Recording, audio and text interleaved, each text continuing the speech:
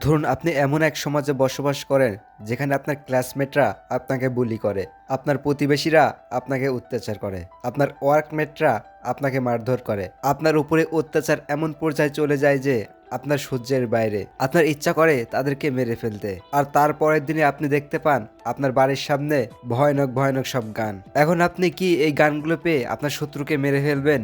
আর কে বা কেনই এই ভয়ানক গানগুলো ফ্রিতে দিচ্ছে? তো জানতে চলুন, শুরু করা যাক আজকের এই কোরিয়ান ট্রিগার সিরিজটি। তো সিরিজের শুরুতে আমরা দেখতে পারি বর্তমান কোরিয়াতে ড্রাগস, মারামারি, ছিনতাই এসব বেড়েই চলেছে।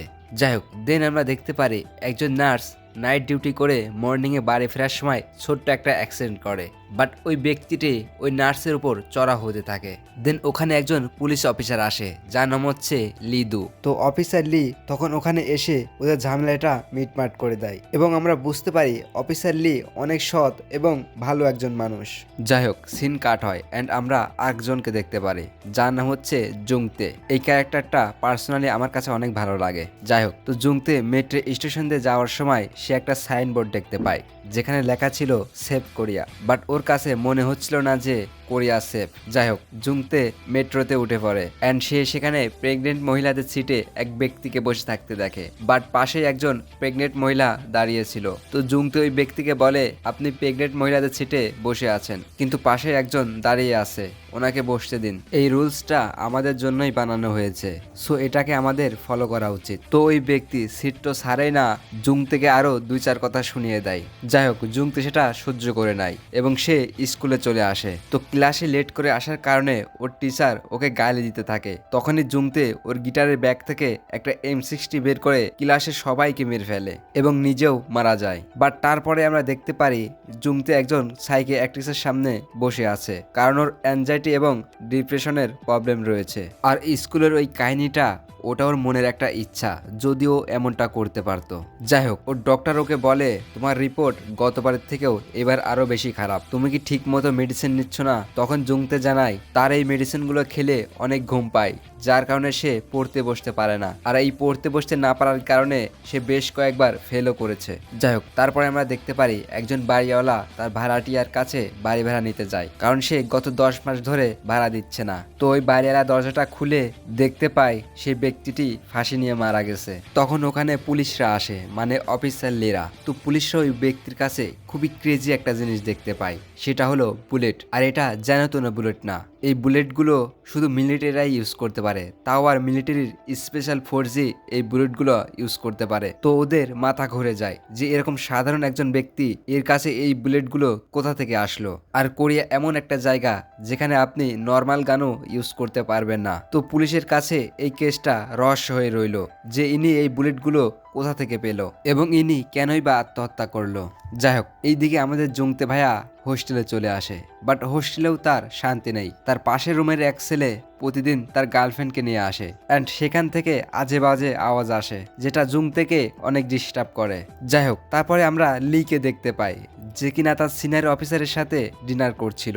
তখন ওই সিনিয়র অফিসার লিকে জানায়, তুমি প্রমোশনের এক্সাম দিচ্ছ না কেন? তুমি অনেক বছর ধরে এই পোস্টে রয়েছো। তখন লি বলে, না আমি এই পোস্টেই হ্যাপি আছি। তখন ওই সিনিয়র অফিসার আরো বলে, মাত্র 2 জন আমার কোনো কথাই শুনে না, এক তুমি আর ঘরে আমার মেয়ে, বারবার আমাকে টেনশনে ফেলে দেয়। আর ও এখন আবার নতুন ঘর নেওয়ার কথা বলতেছে, তাও আবার লোনে। আমি আমার মেয়েকে অনেক ঘৃণা করি। বাট তারপরে আমরা দেখতে পারি ওনারই মেয়ে ওনাকে নিতে এসেছে। যাই হোক, ডিনার শেষে অফিসার লি বাসায় চলে আসে অ্যান্ড সে ওই বুলেটগুলো বসে বসে দেখতে থাকে অ্যান্ড তার ফ্ল্যাশব্যাক দেখানো হয়। তো তার ফ্ল্যাশব্যাকে আমরা দেখতে পারি অফিসার লি আগে মিলিটারিতে ছিল। যাই হোক, তার পরের দিন সকালে আমরা এক ওল্ড মহিলাকে দেখতে পাই যিনি প্রোটেস্ট করছিল, কারণ তার ছেলে একটা কোম্পানিতে চাকরি নিয়েছিল যেই কাজটা অনেক রিস্কি ছিল। তো তার ছেলে ওই কাজটা করতে গিয়েই মারা যান, যেটা জিম্মি ওই কোম্পানি নেয় না, এমনকি জোর করে ফিনারেলও করে দেয়। এইদিকে আমাদের জুংতে ভাইয়া সারাদিনের কাজকর্ম সেরে হোস্টেলে চলে আসে এন্ড সে সেখানে দেখতে পায় তার মায়ের পাঠানো খাবার কেউ একজন ফ্রিজ থেকে বের করে খেয়ে নিয়েছে। এটা দেখে জুংতে সরাসরি হোস্টেলের ম্যানেজারের কাছে যায় এন্ড তাকে বলে যে কেউ একজন আমার খাবার প্রতিনিয়ত চুরি করে খেয়ে নিচ্ছে। আমি অনেকবার নোটও লিখে দিয়েছি, বাট তাও আমার খাবার চুরি হচ্ছে। অ্যান্ড এটাও বলে যে আমার পাশের রুমের একজন প্রতিনিয়ত তার গার্লফ্রেন্ডকে নিয়ে আসে অ্যান্ড সেখান থেকে আজব আজব শব্দ আসে। এই হোস্টেল বাইরের মানুষ অ্যালাউ করে না।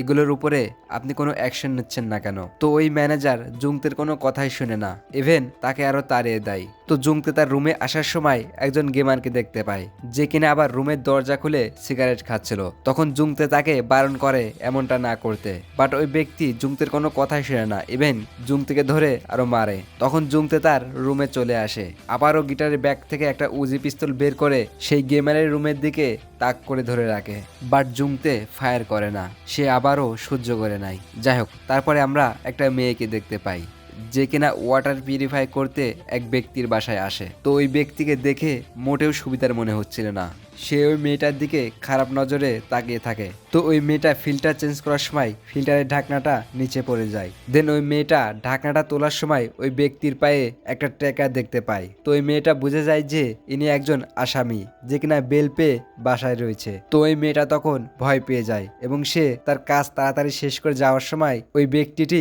তাকে আটকিয়ে দেয়। তো ওই মেয়েটা বুঝে যায় যে তার সাথে এখন কি ঘটতে যাচ্ছে, বাট তখনই অফিসার লি ওখানে চলে আসে অ্যান্ড আমাদের পুকি মেয়েটাকে বাঁচিয়ে নেয়। তখন লি ওই ব্যক্তিকে বলে, আমরা তোমার লোকেশন পাচ্ছি না, তুমি ট্র্যাকারে কি করেছো? তো লি তখন ওই জুনিয়র অফিসারকে ট্র্যাকারটা দেখতে বলে এবং লি ওই মেয়েটার কাছে চলে যায় অ্যান্ড তাকে জিজ্ঞেস করে যে ভিতরে সবকিছু ঠিকঠাক ছিল কিনা। এইদিকে ওই জুনিয়র অফিসার ট্র্যাকারটা চেক করার সময় ওই ব্যক্তি, যার নাম হচ্ছে সং, তো সং ওই জুনিয়র অফিসারকে জিজ্ঞেস করে, তোমার মা বাবা কি বেঁচে আছে?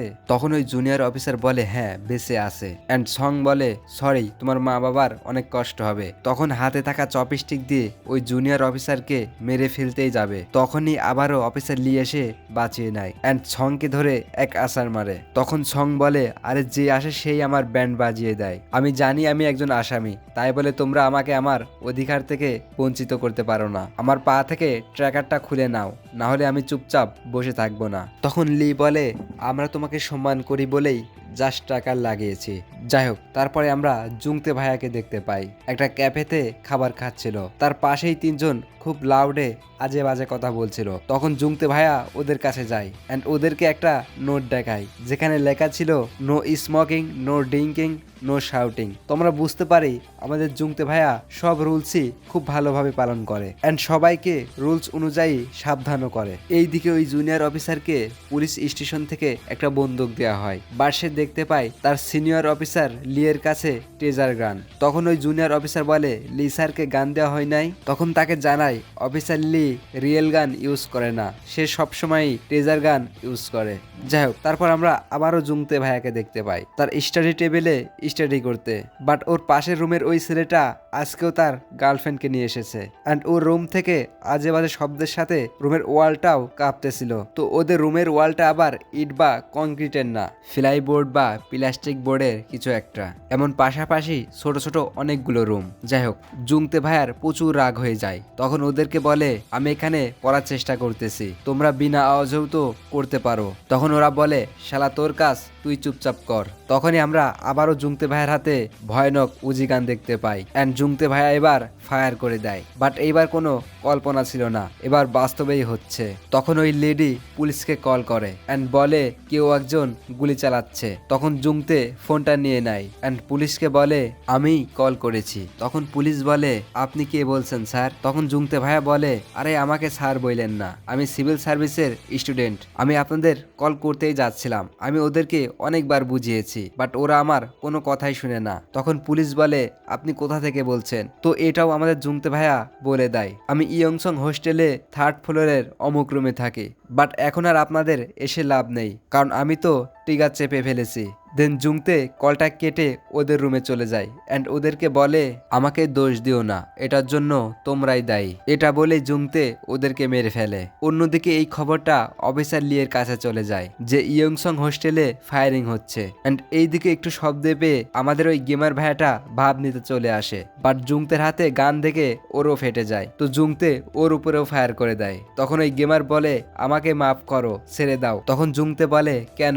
কতবার ভালোভাবে বুঝিয়েছিলাম বলছিলাম, তোমরা আমার কোনো কথাই শুনোনি। অ্যান্ড ওই যে হোস্টেলের ম্যানেজার, সে তখন এই গুলাগুলির আওয়াজ পেয়ে পুলিশকে কল করে। তো জুংতে তখন ওর কাছে যায়। তো ওই ম্যানেজার তখন জুংতেকে বলে, আমি কিছুই করিনি, আমাকে ছেড়ে দাও। তখন জুংতে বলে, এটাই তো সমস্যা, তুই কিছুই করিসনি। তো জুংতে ওই ম্যানেজারকেও মেরে ফেলে। দেন জুংতে চিৎকার করে বলে, সবাই বাইরে আসো, আমার খাবার কে খেয়ে নিত, অ্যান্ড একটা ভিলেন মার্কা হাসি দেয়। তো এখানে এপিসোড 1 শেষ হয়ে যায়। তো জুংতে কি হোস্টেলের সবাইকে মেরে ফেলবে, অ্যান্ড তারপরে তার কি হবে, তো এই সমস্ত কিছু আমরা এপিসোড 2 তে দেখতে পাবো। তো ততক্ষণের জন্য টাটা, বাই বাই, আল্লাহ হাফেজ।